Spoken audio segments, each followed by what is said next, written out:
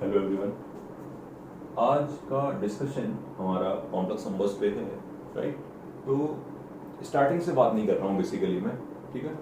कुछ स्टूडेंट्स की डिमांड थी कि वहाँ पर लोकस की बात की जाए, तो मैं लोकस से रिलेटेड आपसे बात करूँगा, राइट। कॉम्प्लेक्स नंबर्स को चलते हैं। मैंने बोर्ड पे लिखा है complex numbers as a vector. छोटे छोटे 3-4 पॉइंट्स हैं, मैं एक एक करके सबको लेके आता हूँ। पहला, एवरी कॉम्प्लेक्स नंबर जो होता है, ये रियल एक्सिस, ये imaginary axis. Every complex number is representing a point on the two dimensional plane, और I can say Argand plane भी बोलते हैं हम लोग उसको, एक ही बात। हर कॉम्प्लेक्स नंबर 2-डायमेंशनल प्लेन पे एक पॉइंट को रिप्रेजेंट करता है। जैसे कि ये एक ए पॉइंट है और इसको मैंने z बोला है, जहां पर z क्या बोल सकते हैं, z को कह सकते हैं कि z जो है वो x प्लस आई बाई है। तो basically complex number is behaving like a number also. Complex number A plus x plus I by, x plus I by एक नंबर भी है, x कॉमा वाई भी बोल सकते हो आप चाहो तो। ये अभी पॉइंट के तरीके से बिहेव कर रहा है और वेक्टर के तरीके से ऐसे बिहेव कर रहा है कि वी नो दैट कि ओरिजिन को अगर ए से ज्वाइन कर लिया जाए, और वी नो, हमें ऑलरेडी पता है ये बात कि ऐसा वेक्टर जिसका इनिशियल पॉइंट ओरिजिन होता है, ऐसे वेक्टर को हम बोलते हैं क्या, पोजीशन वेक्टर। तो वी कैन से दिस कि जो OA है वो z के बराबर है, कॉम्प्लेक्स नंबर z के बराबर है। मैं फिर से समराइज कर दूं पूरी बात क्लियरली। z एक कॉम्प्लेक्स नंबर भी है, z एक पॉइंट भी है, कॉम्प्लेक्स नंबर पॉइंट भी है, और कॉम्प्लेक्स नंबर को हम चाहें तो एज अ पोजीशन वेक्टर भी रिप्रेजेंट कर सकते हैं। ये कह सकते हैं कि every complex number is representing a position vector, और पोजीशन वेक्टर और पॉइंट एक ही बात है, एक ही बात होती है, दैट यू नो, आपको ये बात ऑलरेडी पता है, ठीक है ना। और बात करते हैं यहां पर। अब वी नो दैट कि वेक्टर है, अब वेक्टर है तो उसके अंदर मैग्नीट्यूड वो होगा। अच्छा, यहां पर जो वेक्टर की बात होगी वो केवल 2 डायमेंशन में होगी। जो भी डिस्कशन आप वेक्टर के बारे में करोगे that is only in 2 dimension. तो OA पोजीशन वेक्टर है जिसको मैंने z बोल दिया, और z कोई भी कॉम्प्लेक्स नंबर है उसको हम एक्सपोनेंशियल फॉर्म में कन्वर्ट कर सकते हैं। तो मैं कहूंगा z की वैल्यू होगी r into e raise to i theta, जहां पर r जो है उस कॉम्प्लेक्स नंबर का मॉड है और थीटा जो है वो ये वाला एंगल है। करेक्ट पॉइंट है, जिसको आप आर्गुमेंट भी बोलते हो, जिसको आप आर्गुमेंट भी बोलते हैं, हम लोग रिप्रेजेंट करते हैं A R G of Z से। तो सिंपली ये कहना है कि every point is a complex number, every point is a complex number, every complex number is a point, every complex number is position vector, right. और vector की बात भी कर लेंगे, और हर वेक्टर में मॉड और आर्गुमेंट होता है, तो ये दो बातें क्लियर होगी। तो अगर मेरे सामने कभी भी मॉड z लिखा है तो मैं समझ जाऊंगा कि मॉड z का मतलब है distance of z from origin. Correct point है। और आर्गुमेंट ऑफ z का मीनिंग होता है, आर्गुमेंट ऑफ z थीटा है, इसका मतलब है angle of the line joining, angle of the line joining z and origin from real axis, from positive real axis। ये सब बातें आप ऑलरेडी पढ़ चुके हो, लेकिन मैं लोकस स्टार्ट करने वाला था आपसे। तो लोकस स्टार्ट करने से पहले मैं चाहता हूं थोड़ा सा ब्रीफ इंट्रोडक्शन तो मैं दे दूं कि what is argument, what is mod and so on, ठीक है ना। तो ये समझाया कि हर कॉम्प्लेक्स नंबर एक पॉइंट के तरीके से ट्रीट हो सकता है। एक पॉइंट ट्रीट हो गया, उसके मॉडुलस की बात हुई, उसके आर्गुमेंट की बात हुई। सेकेंड पॉइंट पर जाते हैं। अब जब हर कॉम्प्लेक्स नंबर एक पॉइंट होता है तो आप ये सोचो कि दो पॉइंट को जब आप ज्वाइन करते हो तो कंफर्मली क्या बनता है, वेक्टर। दो पॉइंट को ज्वाइन करते हो तो क्या बन सकता है, एक वेक्टर बन सकता है। अब इसको कहा मैंने z1 और इसको कहा मैंने z2। अब सीख लीजिए, वेक्टर ए बी हो जाएगा position vector of final minus position vector of initial, position vector of final minus position vector of initial. अच्छा, बी का पोजीशन वेक्टर कौन है, बी का पोजीशन वेक्टर है Z2 और ए का पोजीशन वेक्टर कौन है Z1।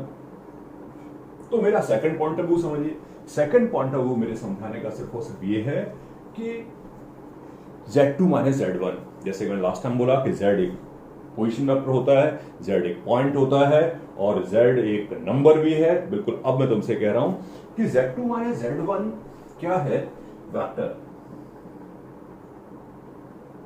Z2 माइनस Z1 क्या है, Z2 माइनस Z1 को अपन ट्रीट कर सकते हैं as a vector joining points Z1 and Z2। ये Z1 और Z2 को ज्वाइन करने वाला जो पॉइंट्स हैं उनसे ज्वाइन बनने वाला जो है वो वेक्टर कहलाएगा ये, ठीक है ना। अब नेक्स्ट पॉइंट पे आ जाता हूं मैं, नेक्स्ट पॉइंट पे आ जाता हूं। तो अब Z2 माइनस Z1 को अपन ट्रीट करेंगे एज अ वेक्टर। जैसे अब मैंने कहा Z2 माइनस Z1, तो Z2 माइनस Z1 को एज अ वेक्टर ट्रीट करेंगे। जैसा कि मैंने तुमसे कहा कि ये वेक्टर ए बी है, कौन फाइनल है कौन इनिशियल है दैट यू नो। हमेशा हम लोग position vector of final minus initial कर रहे होते हैं, तो आपके सामने रिजल्ट लिखा ही है कि वेक्टर ए बी जो है वो Z2 माइनस Z1 के बराबर है। नाउ ये एक नंबर भी है, इस नंबर का मॉड है R,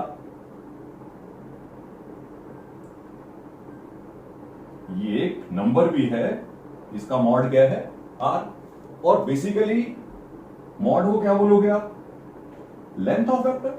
तो अब ये समझ में आया कि this is what, distance between Z1 and Z2। तो Z1 minus Z2 mod is always representing the distance between Z1 Z2। Z1 minus Z2 mod जो होगा वो Z1 और Z2 कॉम्प्लेक्स नंबर्स जो हैं उनके बिटवीन डिस्टेंस को रिप्रेजेंट करेगा। आई थिंक ये बात क्लियर हो जानी चाहिए, करेक्ट पॉइंट है।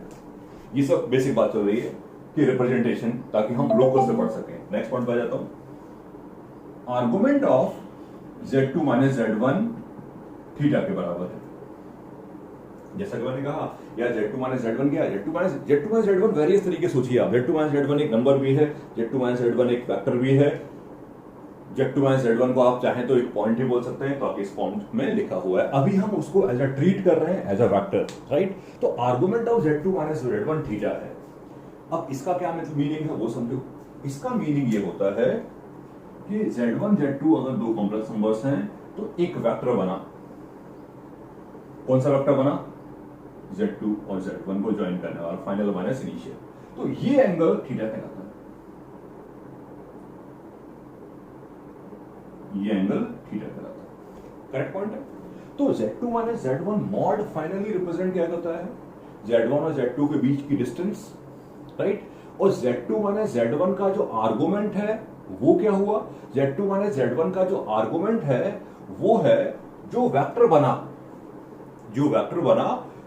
Z2 और Z1 को ज्वाइन करने के बाद जो भी वेक्टर बना आपके सामने, राइट, उस वेक्टर का पॉजिटिव रियल एक्सिस से एंगल, करेक्ट पॉइंट है। मैं यहां चाहता हूं थोड़ा सा तुम्हें एक एग्जांपल दे दूं ताकि क्लैरिटी आ जाए वहां पे, ताकि अच्छे से क्लैरिटी आ जाए और अपन कंफर्मली बहुत स्मार्टली आगे बढ़ सकें। जैसे सपोज करिए, समझ लेते हैं, जस्ट मुझसे किसी ने कहा कि सर 0 माइनस आई, ऐसे लिखा है सिंपली, तो 0 माइनस आई तो माइनस आई हो गया, वो तो अंडरस्टूड है, वो तो प्रॉब्लम ही नहीं कोई। अब समझने वाला पॉइंट क्या है, 0 की जगह कुछ और लिखते हैं, बेटर रहेगा।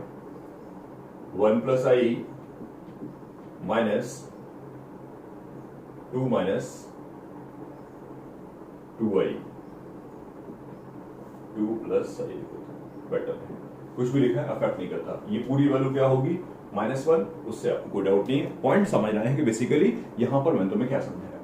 अब 1 प्लस आई का मतलब हुआ 1 1, ये 1 1। अच्छा, 2 प्लस आई का मतलब हुआ 2 1। तो ये पहला वेक्टर है, मैं इसको Z1 नाम दे देता हूं, छोड़ो, ये 1 1 पॉइंट है और ये 2 1 पॉइंट है, ठीक है ना। फाइनल माइनस इनिशियल आपको बताइए, फाइनल माइनस इनिशियल मैं जो समझाने की कोशिश कर रहा हूं वो बस सीखने की कोशिश करना। आप सबसे इंपॉर्टेंट मेरे लिए यही है कि आप बात कर सको आप क्या कहना चाहते हो। तो इन दोनों का डिफरेंस लेने के बाद जो वैल्यू आई, उसका जो मॉड होगा वो उन दोनों के बीच में डिस्टेंस होगी, इसका मॉड जो है वो इन दोनों के बीच में डिस्टेंस होगी। ये बात आपके दिमाग में डेफिनेटली जा रही होगी कि अगर मैं इसको ए बोलता हूं, इसको बी बोलता हूं, तो ए बी 1 के बराबर है और 1 जो है उस कॉम्प्लेक्स नंबर का मॉड है। एग्री? दोबारा से चलते हैं। वहां जो कॉम्प्लेक्स नंबर है आर्गुमेंट, उसका आर्गुमेंट होगा पाई। अब मैं क्या कह रहा था इस पॉइंट पे कि आर्गुमेंट जो है उस कॉम्प्लेक्स नंबर z2 - z1 का जो आर्गुमेंट है वो क्या होगा? z2 - z1 का जो आर्गुमेंट है वो रिप्रेजेंट करता है उस वेक्टर का पॉजिटिव रियल एक्सिस से angle. Right? Now listen, argument pi है तो यही तो मैं कह रहा हूं बेसिकली। अब इस वेक्टर का ये वाला वेक्टर है, इस वेक्टर का पॉजिटिव रियल एक्सिस से एंगल जो होगा वो डेफिनेटली कितना होगा? पाई। आई होप ये ज्योमेट्री आपको समझ में आई होगी। This is my point. इसको एक एक करके आगे बढ़ा लेंगे, लेकिन फिलहाल कहानी ये है कि आपको ये समझाना था कि डिस्टेंस कैसे रिप्रेजेंट होगी, एंगल कैसे रिप्रेजेंट होगा using complex numbers. Correct point है। तो ये पूरा डिस्कशन हो गया। अब बात आ जाती है नेक्स्ट पॉइंट पे कि लोकस की बात कैसे कैसे हम लोग करेंगे। ये सारे डिस्कशंस बिल्कुल क्लियरली समझ में आने चाहिए। अब फ्यूचर में मेरे सामने कोई कुछ भी लिखेगा तो मैं आराम से समझ पाऊंगा। अब मैं तुमसे लोकस की बात करना शुरू करता हूं एक एक करके। राइट? जैसे कि मान लो मैंने पहला पॉइंट लिखा, argument of z - z0 equal to theta. अब अपनी फीलिंग अच्छी करनी है कि z - z0 क्या है? अरे यार, z - z0 is confirmly representing a vector. अब उसमें z कौन है, z0 कौन है, वो मैं थोड़ा समझा दूं आपको। z0 है फिक्स कॉम्प्लेक्स नंबर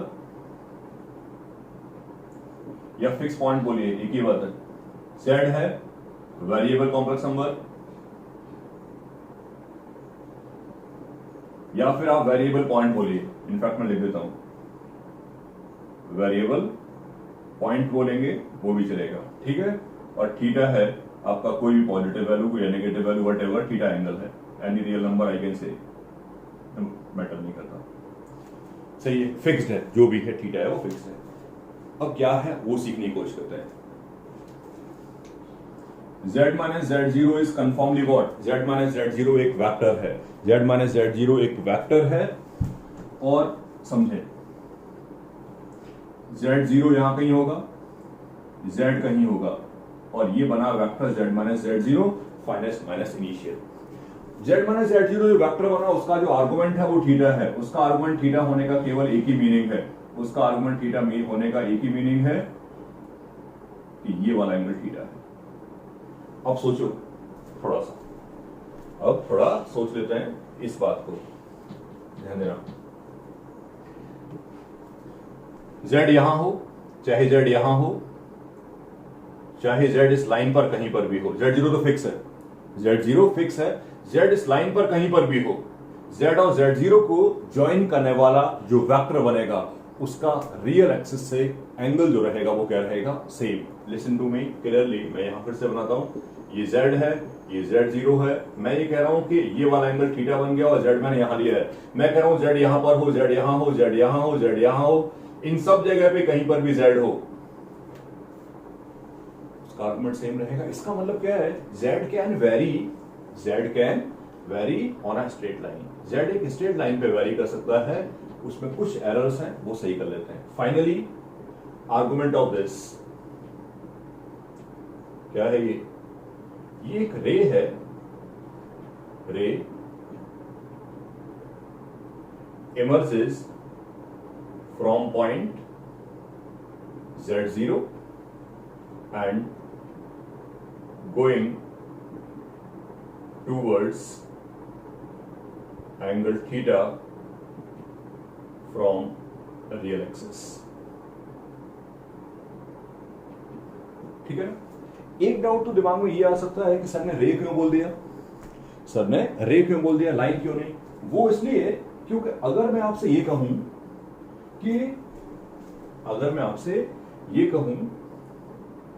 कि वेक्टर तो ये है, तो वेक्टर अगर ये है तो डेफिनेटली एंगल ये होगा। अब ये वाला एंगल थीटा है तो फिर ये वाला एंगल थोड़ी थीटा क्या रहेगा? ये तो पाई माइनस थीटा होगा ना। तो डेफिनेटली वहां पर पूरी लाइन नहीं बनेगी, रे बनेगी। तो पहला लोकस मैंने तो बताया कि ये रिप्रेजेंट आपको क्या करता है, राइट। बिल्कुल क्लियरली सीखें सही तरीके से। मैं फिर से एग्जांपल की बात उनसे करूंगा। Argument of z plus i equal to -π/3।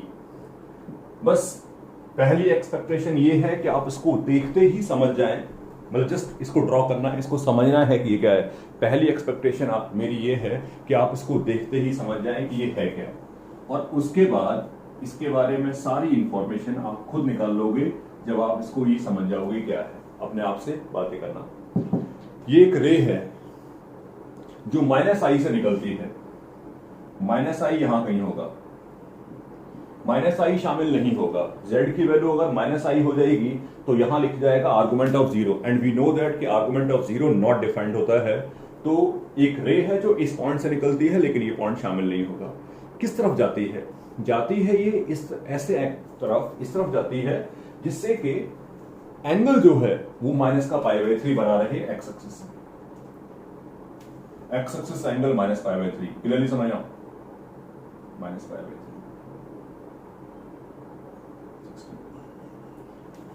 This is representing this line, ठीक है ना। मैं चाहता हूं कि वापस से आपको क्लैरिटी दूं, वापस से आपको सही से समझाऊं। सही से मेरा मतलब ये है कि 2 डायमेंशन से रियलाइज कराऊं कि बेसिकली वहां क्या चल रहा है, ठीक है ना। 2 डायमेंशन से रियलाइज करा देते हैं। पहले आप ये समझ लीजिए कि दिस इज रिप्रेजेंटिंग दिस। ये एक रे है जो -i से निकलती है, किस तरफ? जिससे कि एक्स एक्सिस से उस वेक्टर का जो एंगल है वो -60 बना रहे, इस तरफ निकलती है। करेक्ट पॉइंट है। इसके बारे में अब आपको सब पता है। आपसे कोई पूछता है इसका इक्वेशन लिखिए, यू कैन राइट दिस। आप इसका इक्वेशन लिख सकते हो। कैसे? y-y1 slope x -0। You can understand this thing. ये जो लाइन होगी वो ये वाली होगी। मैं इसको अनदर वे से भी समझा सकता हूं। इनफैक्ट सबको बताना ही है सेकंड मेथड क्या हो सकता है। जब भी कभी आपको कुछ ऐसी प्रॉब्लम क्रिएट होती है जो कि नहीं होनी चाहिए, ठीक है ना, लोग को समय सारी याद रखना है। मेथड 2 को समझने का ये हो सकता है कि मैं कुछ ना सोचूं, मैंने z को लिख दिया x प्लस आई भाई, राइट। तो argument of x plus i into y plus 1 -π/3। Complex number की आर्गुमेंट में, मॉड में, सब में क्लैरिटी होनी चाहिए। चलते हैं।